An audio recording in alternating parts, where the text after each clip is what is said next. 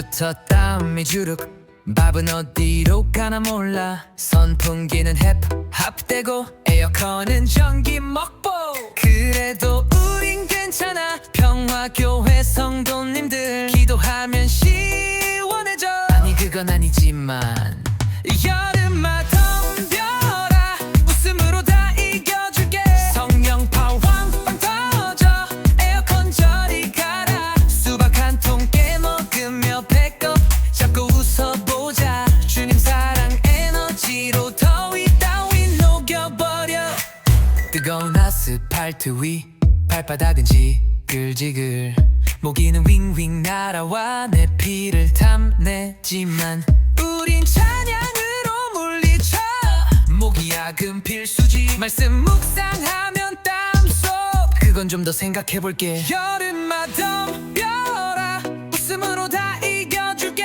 성령 파워 빵 터져 에어컨 저리 가라 수박 한 통 깨먹으며 배꼽 잡고 웃어보자 주님 사랑 에너지로 더위 따위 녹여버려 아이스크림 줄줄 녹고 정신줄도 같이 녹네 그래도 우리 믿음은 엿가락처럼 쭉쭉 늘어나 주님 은혜 가득하니 얼굴에 웃음꽃 피네 다음 주에 냉면 파티 목사님 약속 지키세요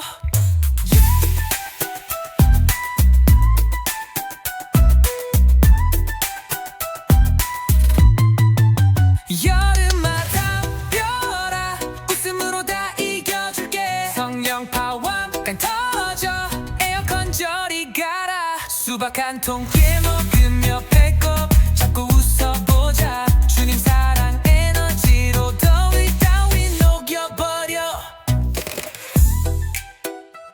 평화교회 성도님들 웃음 폭탄 발사 더위야 잘 가라 우린 괜찮아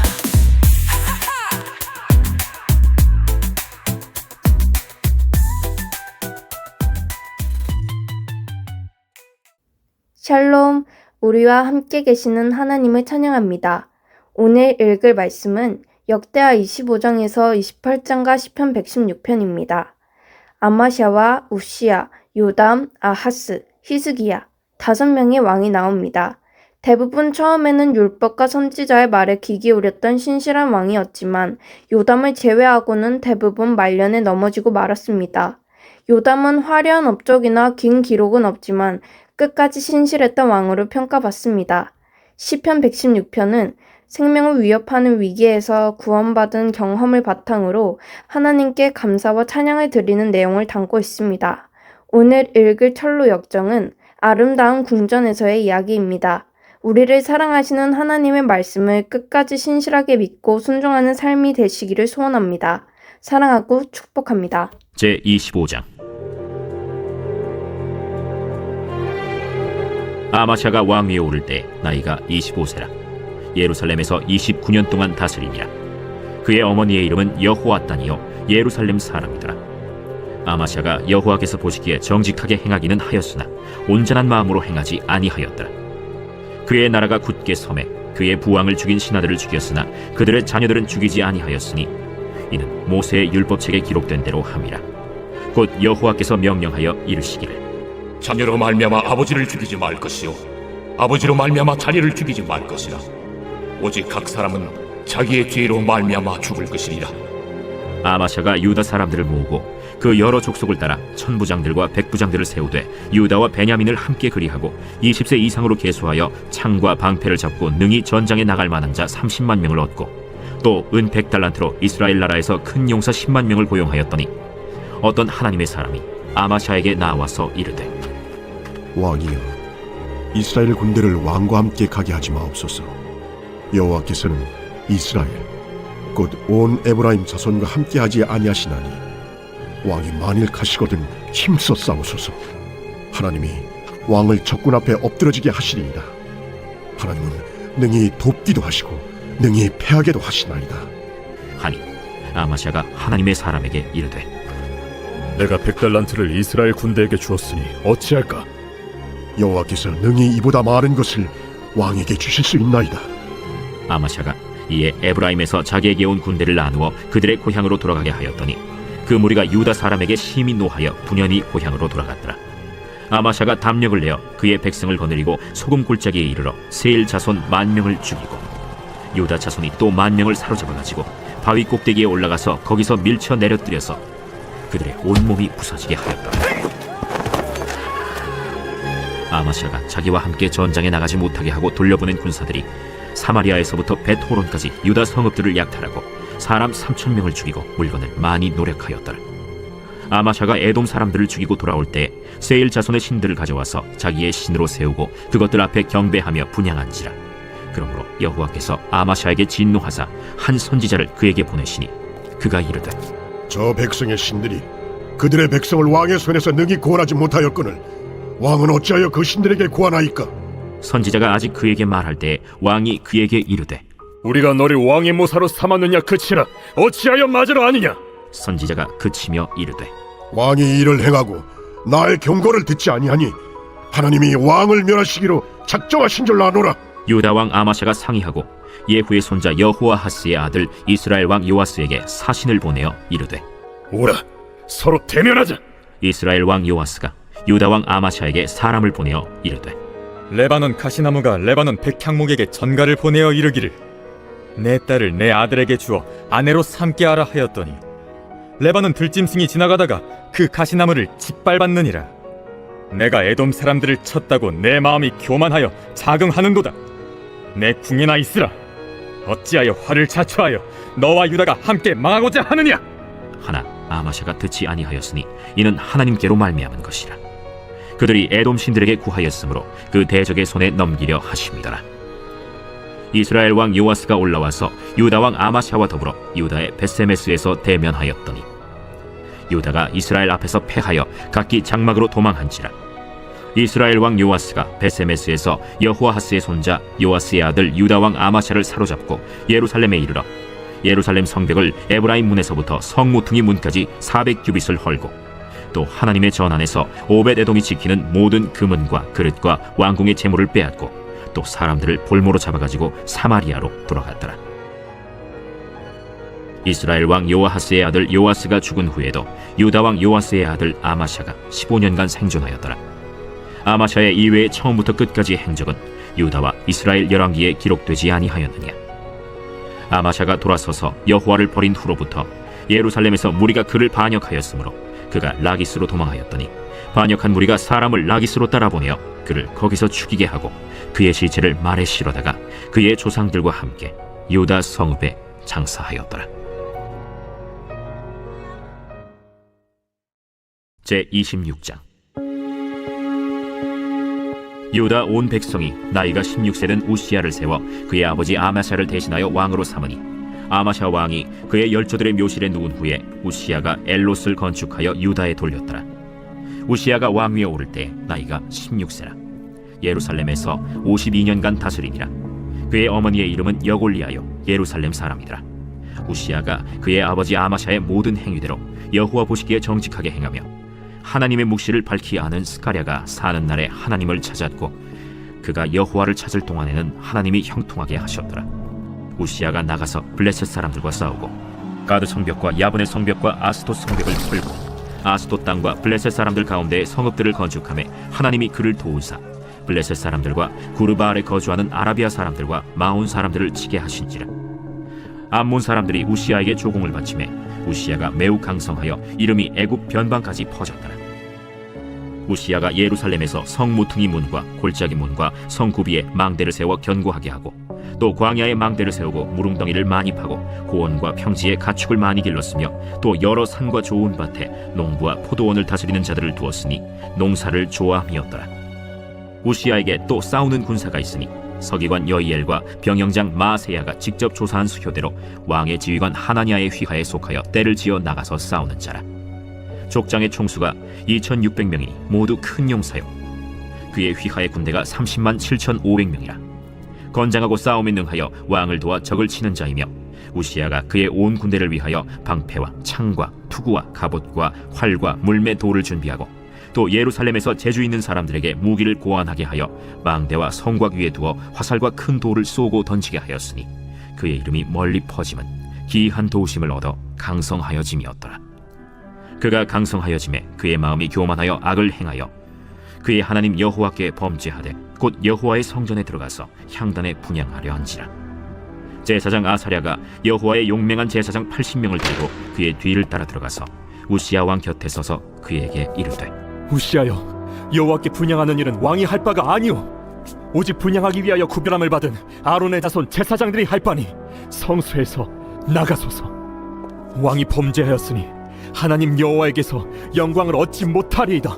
우시야가 손으로 향로를 잡고 분향하려 하다가 화를 내니 그가 제사장에게 화를 낼 때 여호와의 전안 향단 곁 제사장들 앞에서 그의 이마에 나병이 생긴지라.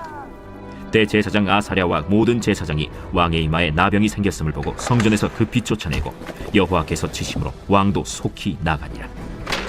우시야 왕이 죽는 날까지 나병 환자가 되었고 나병 환자가 되매 여호와의 전에서 끊어져 별궁에 살았으므로 그의 아들 요담이 왕궁을 관리하며 백성을 다스렸더라. 우시야의 남은 시종 행적은 아모스의 아들 선지자 이사야가 기록하였더라. 우시야가 그의 조상들과 함께 누우매 그는 나병 환자라 하여 왕들의 묘실에 접한 땅 곧 그의 조상들의 곁에 장사하니라. 그의 아들 요담이 대신하여 왕이 되니라.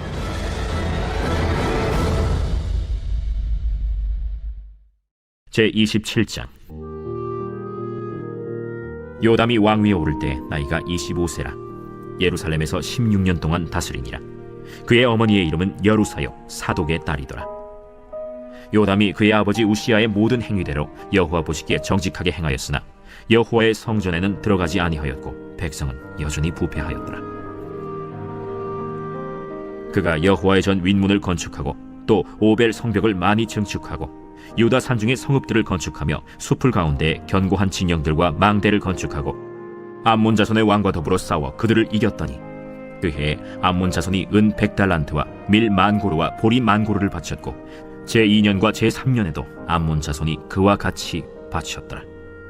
요담이 그의 하나님 여호와 앞에서 바른 길을 걸었으므로 점점 강하여졌더라. 요담의 남은 사적과 그의 모든 전쟁과 행위는 이스라엘과 유다 열왕기에 기록되니라. 요담이 왕위에 오를 때 나이가 25세요 예루살렘에서 다스린 지 16년이라. 그가 그의 조상들과 함께 누움에 다윗 성에 장사되고 그의 아들 아하스가 대신하여 왕이 되니라. 제28장. 아하스가 왕위에 오를 때 나이가 20세라.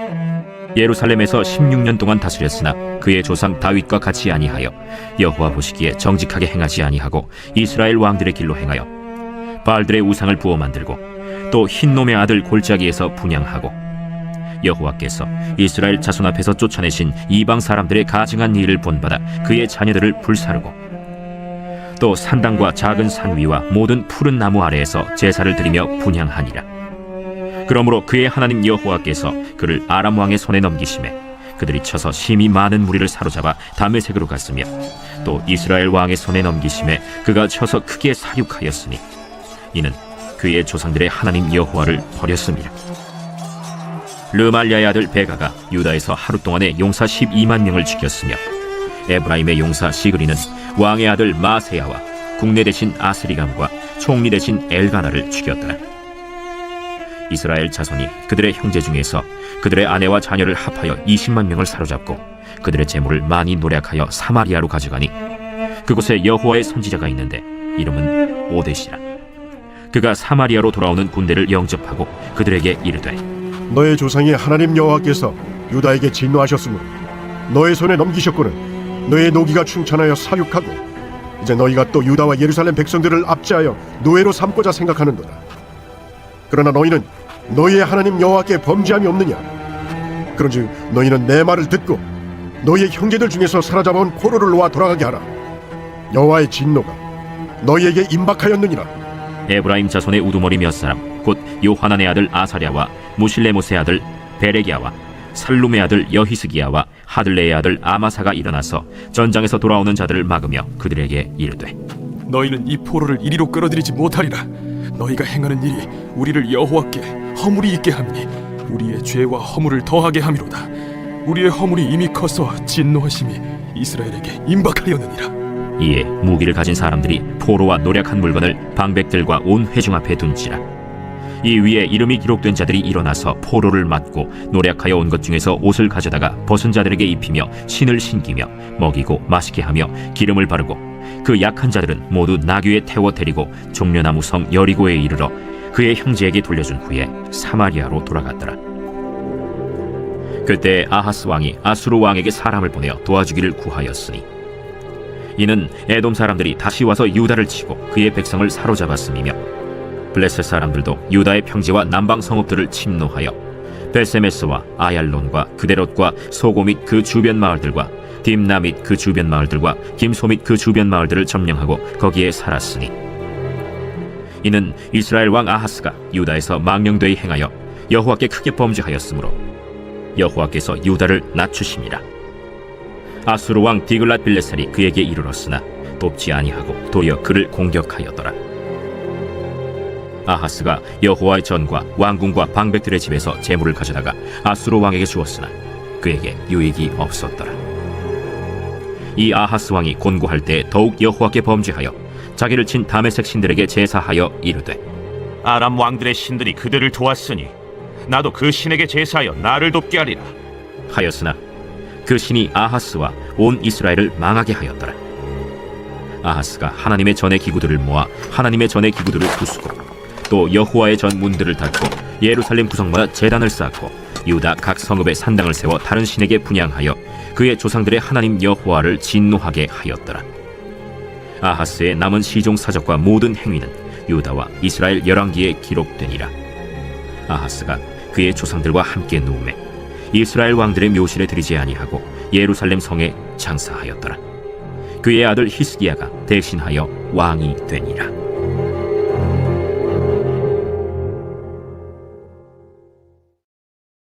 제 116편. 여호와께서 내 음성과 내 간구를 들으심으로 내가 그를 사랑하는도다. 그의 귀를 내게 기울이셨으므로 내가 평생에 기도하리로다. 사망의 줄이 나를 두르고 수월의 고통이 내게 이름으로 내가 환난과 슬픔을 만났을 때 내가 여호와의 이름으로 기도하기를 여호와여 주께 구하오니 내 영혼을 건지소서 하였도다. 여호와는 은혜로우시며 의로우시며 우리 하나님은 긍휼이 많으시도다. 여호와께서는 순진한 자를 지키시나니 내가 어려울 때에 나를 구원하셨도다. 내 영혼아 내 평안함으로 돌아갈지어다. 여호와께서 너를 후대하심이로다. 주께서 내 영혼을 사망에서 내 눈을 눈물에서 내 발을 넘어짐에서 건지셨나이다. 내가 생명이 있는 땅에서 여호와 앞에 행하리로다. 내가 크게 고통을 당하였다고 말할 때에도 나는 믿었도다. 내가 놀라서 이르기를 모든 사람이 거짓말쟁이라 하였도다. 내게 주신 모든 은혜를 내가 여호와께 무엇으로 보답할까? 내가 구원의 잔을 들고 여호와의 이름을 부르며 여호와의 모든 백성 앞에서 나는 나의 서원을 여호와께 갚으리로다. 그의 경건한 자들의 죽음은 여호와께서 보시기에 귀중한 것이로다. 여호와여 나는 진실로 주의 종이요 주의 여종의 아들 곧 주의 종이라 주께서 나의 결박을 푸셨나이다. 내가 주께 감사제를 드리고 여호와의 이름을 부르리이다. 내가 여호와께 서원한 것을 그의 모든 백성이 보는 앞에서 내가 지키리로다. 예루살렘아 내 한가운데에서 곧 여호와의 성전들에서 지키리로다. 할렐루야.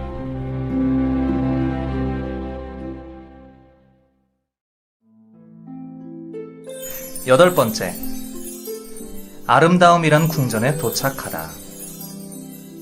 이 궁전에서 하룻밤 묵고 갈 수 있지 않을까 생각하면서 서둘러 궁전을 향하여 걸어가고 있는 크리스천을 나는 꿈속에서 볼 수 있었다. 그러나 채 얼마 가지도 못해 그는 몹시 비좁은 길로 접어들게 되었는데 그곳에서 약 500m쯤 떨어진 곳에는 문지기가 사는 조그만 오두막집이 보였다.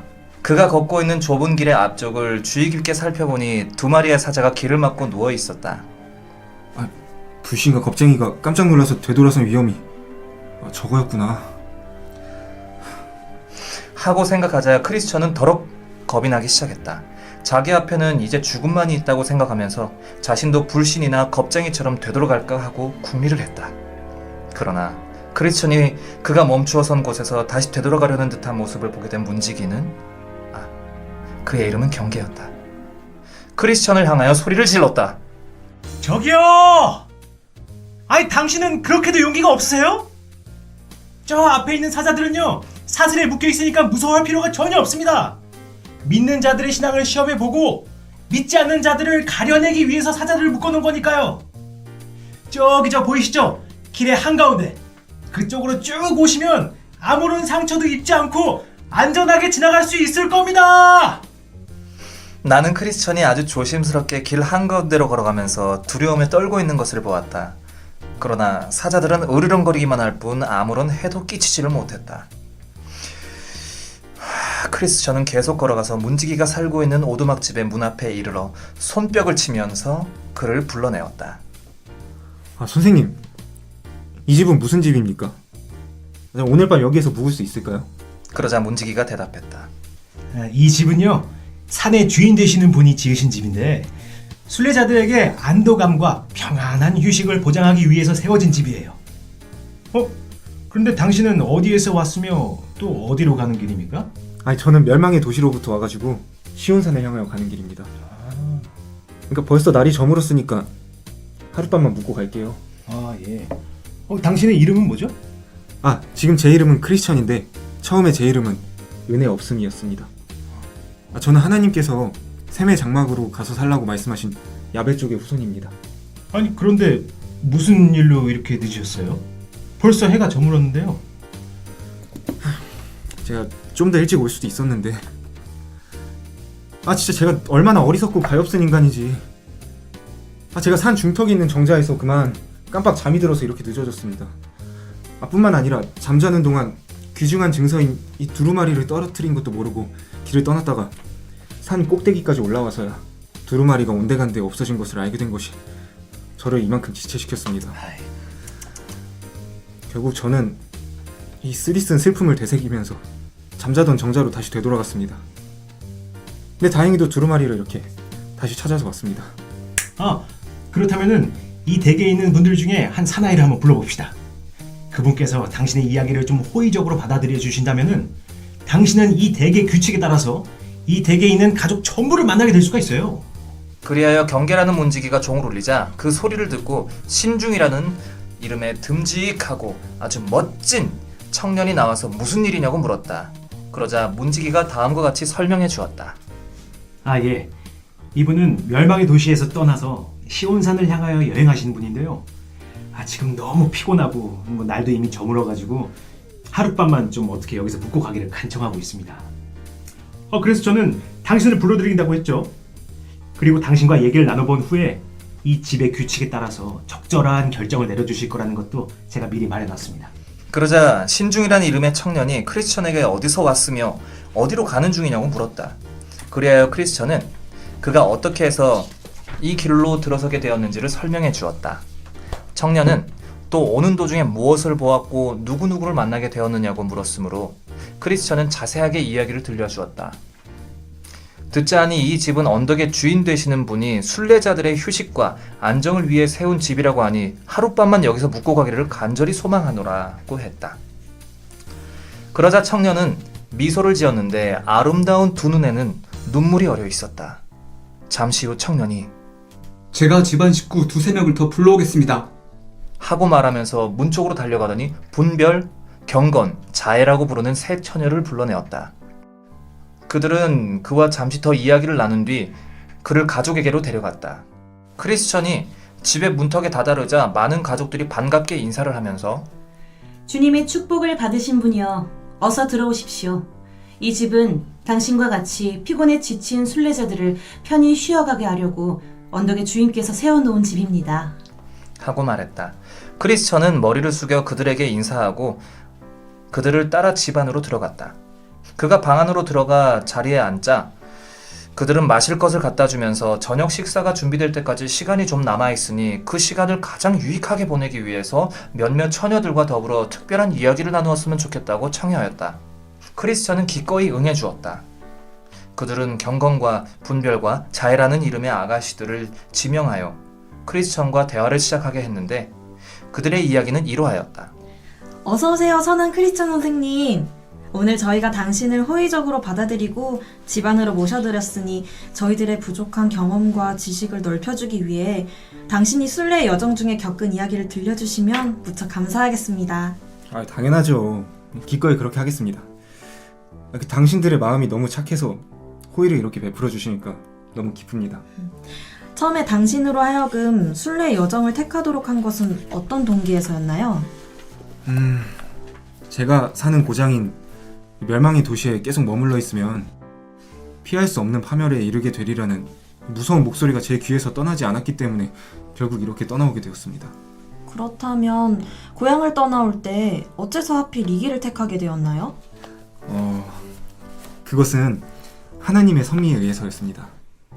제가 멸망의 두려움에 사로잡힌 채 어디로 가야 될지 몰라서 이렇게 떨면서 울고 있었는데 그때 우연히 전도자라는 분을 만났습니다. 그리고 그분이 좁은 문으로 가라고 가르쳐 주었어요. 그분이 아니었더라면 좁은 문을 찾을 도리가 없었을 텐데 그가 가르쳐 준 길로 이렇게 계속 오다 보니까 여기 집 앞에 이르게 되었습니다. 그런데 해석자의 집에는 가지 않으셨나요? 그분의 집에 갔었어요. 그곳에서 저는 일생 동안 잊혀지지 않고 기억 속에 남아있을 여러 가지 광경들을 보았는데 그 중에서도 특히 3가지 광경이 가장 인상 깊게 남았어요. 설명해드리자면은 사탄의 온갖 방해에도 불구하고 은혜를 계속 우리의 마음속에 있게 하는 그리스도의 사역이 그 하나요.